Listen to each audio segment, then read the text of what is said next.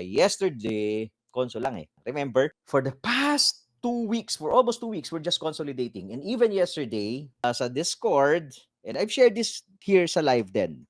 Balikan ko lang ha, yung shinare natin. We are not expecting, even with the interest rate na ika-cut, no, we're not expecting a breakout. Ito yung post natin yesterday. Wait. Pakita natin yung post natin sa inyo yesterday. So basically sinasabi natin yesterday, we're not expecting a breakout dun sa range ni Bitcoin between 4,172 and 4,255, $100 range. No? We're not expecting a breakout. Technical wise, kung titignan niyo yung conso na yan, mauntog talaga yan muna dito sa resistance. So now we're pulling back. I don't know kung kailan yan bibigay, but at some point magbe-break po yan. Okay, hindi yan forever na pwede magko-conso lang dyan.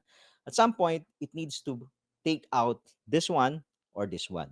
But I think mangyayari po yan maybe next year na, not this year. So we'll probably see gold consolidating. So meron tayong nakikita na ascending triangle sa 4-hour time frame. Okay. Ang dulo po nito, ang ipit po nito, yung dulo nitong ascending triangle, pag iipitin nila yan, sasagadin niya. December 25, Pasko pala to. Paskong Pasko. Oh, ayan. Pwede diyan ka makakita ngayon ng basag, either papunta sa taas or papunta sa baba. Huli. So kaya, yun ang beauty ng technical analysis eh. Di ba? Hindi ka masyadong, hindi ka masyadong nakarely dun sa news. Confluence mo ngayon yung news. Nag-a-align ba? Bakit tayo nag-conclude, no? Bakit kahapon, ang conviction natin is hindi gagalaw, hindi magbe-break out. Una, syempre, sinasabi dun sa chart na, teka muna, hindi ang gagalaw, hindi ang magbe-break out.